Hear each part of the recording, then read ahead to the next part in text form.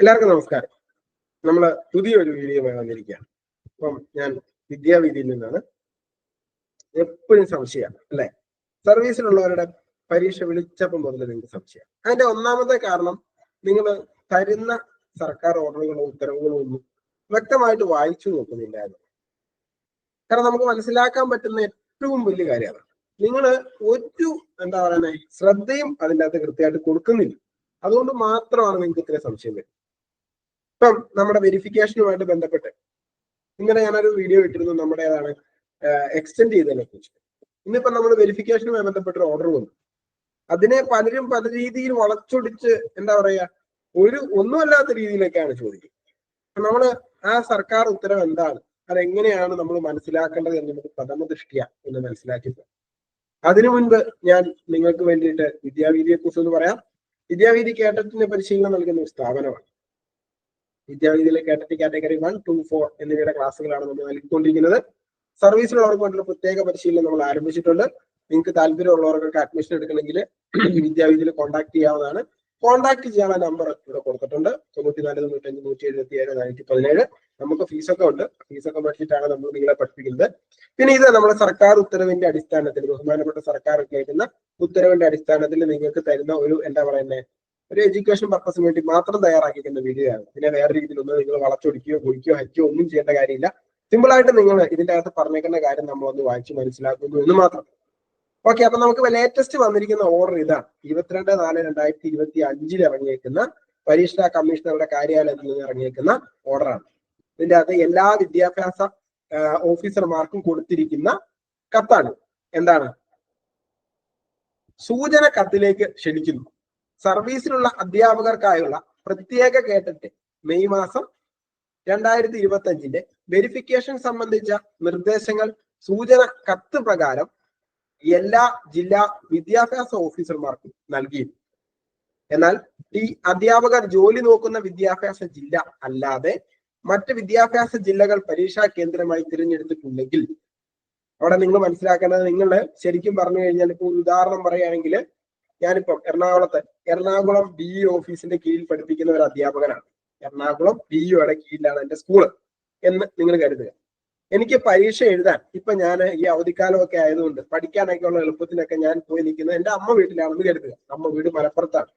അപ്പൊ നിങ്ങൾ വെച്ചിരിക്കുന്നത് പരീക്ഷാ കേന്ദ്രമായിട്ട് സെലക്ട് ചെയ്തിരിക്കുന്ന DEO മലപ്പുറമായി. ശ്രദ്ധിച്ചു കേൾക്കും. അങ്ങനെയാണെങ്കിൽ എന്താണ്?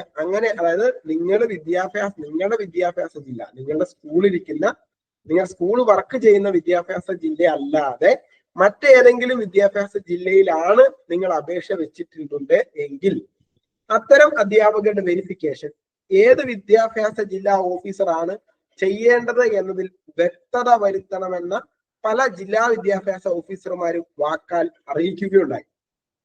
അപേക്ഷകരായ അധ്യാപകർ ഏത് വിദ്യാഭ്യാസ ജില്ലയാണോ പരീക്ഷ കേന്ദ്രമായി അപേക്ഷയിൽ രേഖപ്പെടുത്തിയിരിക്കുന്നത് അതിനുള്ള വ്യക്തമായ ഉത്തരം സർക്കാർ അവിടെ തന്നിട്ടുണ്ട്. എന്താണ്? അപേക്ഷകരായ അധ്യാപകർ ഏത് വിദ്യാഭ്യാസ ജില്ലയാണോ പരീക്ഷാ കേന്ദ്രമായി കൊടുത്തിരിക്കുന്നത്, നിങ്ങൾ പരീക്ഷ എഴുതാൻ വേണ്ടിയിട്ട് സെലക്ട് ചെയ്തിരിക്കുന്നത് ഏത് വിദ്യാഭ്യാസ ജില്ലയാണോ. മുമ്പ് ഞാൻ പറഞ്ഞേക്കുന്ന പോലെ എന്റെ സ്കൂള് ഇരിക്കുന്നത് എറണാകുളത്താണ്. ഞാൻ പഠിപ്പിക്കുന്ന എറണാകുളം DEയുടെ കീഴിലാണ്. എന്നാൽ ഞാൻ പരീക്ഷാ സെന്റർ ആയിട്ട് വെച്ചേക്കുന്നത് മലപ്പുറത്താണ്. അപ്പൊ ഞാൻ വെരിഫിക്കേഷന് പോകേണ്ടത് എവിടെയാണ്?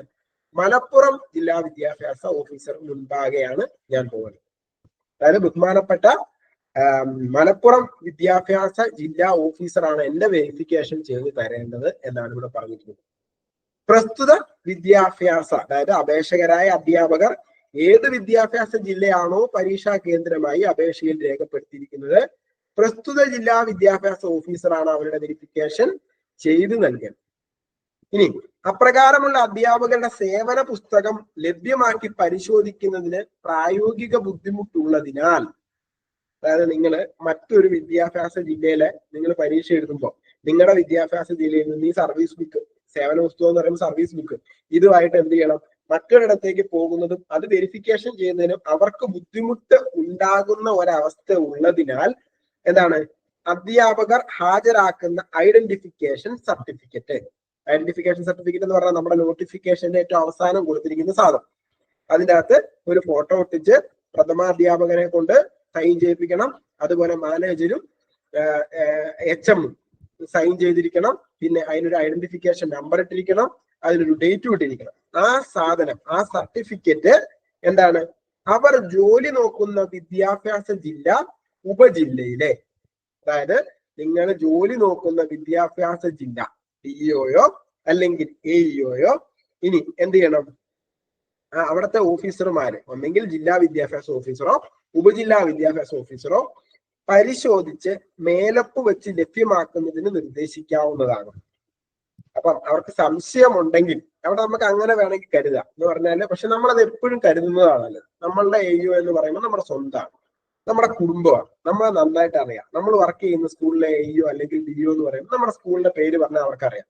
എറണാകുളം ജില്ലയിലെ ഒരു സ്കൂളിന്റെ പേര് പറഞ്ഞിട്ട് ഞാൻ ഇന്ന ആലുവയിലെ ഒരു സ്കൂളിൽ പഠിപ്പിക്കുന്ന ആളാണെന്ന് പറയുമ്പോൾ ആലുവയിലെ സ്കൂളല്ലേ എന്ന് ചോദിച്ചാൽ അവർക്ക് അറിയാൻ പറ്റും. എന്നാൽ മലപ്പുറത്ത് എന്നിട്ട് ചിലപ്പോൾ നമ്മൾ പറയാണ് ആലുവയിൽ അല്ലെ ചങ്ങനാശ്ശേരിയിലെ സ്കൂളിൽ പഠിപ്പിക്കുകയാണെന്ന് പറയുമ്പോൾ അവർക്ക് അതിനകത്ത് ഒരുപാട് പ്രായോഗിക ബുദ്ധിമുട്ടുകളുണ്ട്.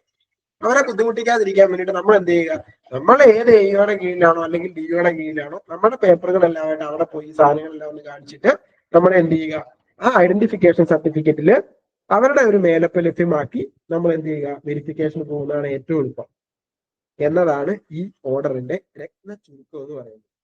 ഓക്കെ, അപ്പം വളരെ സിമ്പിൾ ആയിട്ട് മനസ്സിലാക്കാവുന്ന കാര്യമുള്ളൂ. ഇത് നിങ്ങളൊന്ന് വായിച്ച് മനസ്സിലാക്കാവുന്ന, ഇത് വായിച്ച് നമുക്ക് മനസ്സിലാക്കാൻ പറ്റില്ലെങ്കിൽ തന്നെ വലിയ പാടാ. അപ്പൊ അതുകൊണ്ട് അത് നിങ്ങൾ ശ്രദ്ധാപൂർവ്വം വായിക്കാത്തതിന്റെ കുഴപ്പമാണ്. ഒരുപാട് പേര് എന്തെങ്കിലും ഓർഡർ കിട്ടിക്കഴിയുമ്പോൾ അപ്പൊ തന്നെ നമ്മളെ വിളിക്കും. എന്റെ നമ്പറാണ് ഇതിൽ കൊടുത്തിരിക്കുന്നത്. അപ്പൊ അതുകൊണ്ട് തന്നെ നിങ്ങൾ എന്ത് ചെയ്യും, എന്നെ വിളിക്കും. അപ്പൊ എനിക്കിങ്ങനെ ഒരുപാട് കോളുകൾ വന്നുകൊണ്ടിരിക്കും, എന്റെ പണി പോലും ചെയ്യാൻ പറ്റും. ആ സാഹചര്യം കൊണ്ടാണ് ഞാൻ ഇങ്ങനെ ഒരു വീഡിയോ ഇട്ടേക്കാമെന്ന് കരുതി. നമുക്ക് നമ്മുടെ ബഹുമാനപ്പെട്ട സർക്കാർ ഏറ്റവും സിമ്പിൾ ആയിട്ടല്ലേ കാര്യങ്ങളൊക്കെ പറയുന്നത്. അത് നമുക്കൊന്ന് വായിച്ച് മനസ്സിലാക്കി എടുക്കാൻ പോലും ഉള്ള ഒരു ഇല്ല എന്ന് പറയുന്നത് വളരെ മോശം. നിങ്ങൾക്ക് ടെൻഷൻ കൊണ്ടാണ്, അല്ലാതെ നിങ്ങൾക്ക് വായിച്ചാൽ മനസ്സിലാക്കാത്തതുകൊണ്ടൊന്നുമല്ല. യോ സാറേ ഞാനെന്ത് ചെയ്യും, അല്ലെങ്കിൽ ഏതോ ടീച്ചറെ ഞാനെന്ത് ചെയ്യും എന്നുള്ള രീതിയിൽ നിങ്ങൾ സമീപിക്കുന്നത് കൊണ്ടാണ്. അല്ലെങ്കിൽ ഇനിയിപ്പോ എനിക്ക് പരീക്ഷ എഴുതാൻ പറ്റാതെ ഒരു ഞാൻ വെച്ചത് അവിടെ ആയിപ്പോയി, എന്റെ സ്പെല്ലിംഗ് മാറിപ്പോയി, അങ്ങനെ ഇങ്ങനെ ഒരുപാട് ടെൻഷനുകൾ നിങ്ങൾക്കുണ്ട്, നമുക്കറിയാം. അപ്പൊ ആ ടെൻഷനുകൾ ഒന്ന് കുറയ്ക്കുക, എപ്പോഴും ടെൻഷൻ ഇല്ലാതിരിക്കുക. ടെൻഷനോട് കൂടി നമ്മൾ എങ്ങനെ ഒരു പരീക്ഷയെ സമീപിക്കുക? നിങ്ങളുടെ ജീവിതത്തിലെ വളരെ നിർണായകമായ ഒരു പരീക്ഷ നടക്കാൻ പോകുന്നത്. അപ്പൊ നമ്മൾ ഇത്രയും വലിയ ടെൻഷനും ചോദിച്ചാൽ നമ്മുടെ തല വെച്ചിട്ടുണ്ടെങ്കിൽ നമ്മൾ എങ്ങനെ പരീക്ഷ ജയിക്കുക? നമ്മൾ ടെൻഷൻ എല്ലാം മാറ്റി വെക്കുക, സമാധാനത്തോടു കൂടി ആയിരിക്കുക, നമുക്ക് കിട്ടുന്ന കാര്യങ്ങളെല്ലാം വ്യക്തതയോടു കൂടി വായിക്കുക, നന്നായിട്ട് മനസ്സിലാക്കുക, മനസ്സിലാക്കി മാത്രം എന്ത് ചെയ്യുക, പ്രവർത്തിക്കുക. പിന്നെ ഒരുപാട് പേര് ചോദിക്കുന്നുണ്ട് എന്തൊക്കെയാണ് കൊണ്ടുപോകേണ്ടത്, എന്തൊക്കെയാണ്. അപ്പൊ നമ്മൾ തൃശ്ശൂരിൽ നിന്നൊരു ഓർഡർ നമുക്ക് കിട്ടിയിരുന്നു. അതിന്റെ ഒരു കത്താണ്, അതായത് തൃശ്ശൂര് വിദ്യാഭ്യാസ ഓഫീസറുടെ കാര്യാലയത്തിൽ നിന്ന് പുറപ്പെടുവിച്ച ഒരു കത്ത. അതിന്റെ അകത്ത് പറഞ്ഞിട്ടുണ്ട് കുറെ കാര്യങ്ങൾ. ഇതുണ്ടോ, 1/6 മേൽ സൂചന പ്രകാരം 20/7/2021 ശേഷം പുറപ്പെടുവിച്ച PSC വിജ്ഞാപന പ്രകാരം കേട്ടറ്റ് യോഗ്യത ഇല്ലാതെ നിയമിതരായ സർക്കാർ അധ്യാപകർക്കും 1/6/2012 മുതൽ 19-20 അധ്യയന വർഷം വരെ കേട്ടറ്റ് യോഗ്യത ഇല്ലാതെ നിയമന അംഗീകാരത്തോടെയോ അല്ലാതെയോ സർവീസിൽ തുടരുന്ന അധ്യാപകർക്ക് മാത്രമായി നടത്തുന്ന കേട്ടറ്റ് പരീക്ഷയ്ക്ക് അപേക്ഷിച്ച അധ്യാപകർ താഴെ നൽകുന്ന സമയക്രമം പാലിച്ച് നിശ്ചിത തീയതിക്കുള്ളിൽ അസൽ സർട്ടിഫിക്കറ്റുകളുടെ നിയമനം ലഭിച്ച ഉത്തരവിന്റെ സാക്ഷ്യപ്പെടുത്തിയ പകർപ്പ് എന്ന് പറഞ്ഞാൽ അപ്പോയിന്റ്മെന്റ് ഓർഡർ, അതിന്റെ കോപ്പി, യോഗ്യത തെളിയിക്കുന്ന അസൽ സർട്ടിഫിക്കറ്റുകളും അവയുടെ പകർപ്പുകളും എന്ന് പറഞ്ഞാൽ നിങ്ങളിപ്പോ 10ാം ക്ലാസ് ആണെങ്കിൽ 10ാം ക്ലാസ്, +2 TTC, അല്ലെങ്കിൽ BEd ഉണ്ടെങ്കിൽ BE ഉണ്ടെങ്കിൽ BA, അത് എന്താണോ നിങ്ങൾ കൊടുത്തിരിക്കുന്നത് ആ സാധനങ്ങളെല്ലാം സർട്ടിഫിക്കറ്റുകളും അതിന്റെ അസൽ പകർപ്പുകളും. പിന്നെ യോഗ്യത തെളിയിക്കുന്ന പിന്നെ നിർദ്ദിഷ്ട ഐഡന്റിഫിക്കേഷൻ സർട്ടിഫിക്കറ്റ്, ആ ഐഡന്റിഫിക്കേഷൻ സർട്ടിഫിക്കറ്റ് നമ്പറൊക്കെ ഇട്ട് തീയതിയൊക്കെ ഇട്ട് നിങ്ങളുടെ പ്രധാനാധ്യാപകരും മാനേജരും തന്ന് ഒപ്പിട്ട് തന്നേക്കുന്ന പേപ്പർ എന്നിവ സഹിതം തൃശ്ശൂർ വിദ്യാഭ്യാസ ജില്ലാ ഓഫീസിൽ നേരിട്ട് ഹാജരാകേണ്ടതാണ്. കാരണം അവിടെ ആകുമ്പോൾ സർവീസ് ബുക്കിന്റെ കാര്യമൊന്നും അവർ പറഞ്ഞിട്ടില്ല, കാരണം അവർക്ക് അവിടെ തന്നെ അറിയാമല്ലോ, അതുകൊണ്ടായിരിക്കും ഒരുപക്ഷെ പറയാതെ. എന്നാൽ നേരെ മറിച്ച് കൊല്ലത്തു നിന്ന് വന്ന ഒരു വാർത്തയാണ്. കൊല്ലത്തുനിന്ന് പറഞ്ഞേക്കുന്നത് എന്താണ്, സർവീസിലുള്ള അധ്യാപകർക്കുള്ള Kerala teacher eligibility test KTET online അപേക്ഷ സമർപ്പിച്ചിരിക്കുന്ന കൊല്ലം വിദ്യാഭ്യാസ ജില്ലയുടെ പരിധിയിൽ വരുന്ന അപേക്ഷകരുടെ പ്രമാണ പരിശോധന 23 മുതൽ 30 വരെ നടത്തും. ഇത് മാറ്റിയായിരുന്നു, 24 മുതലാക്കിയിട്ടുണ്ട്.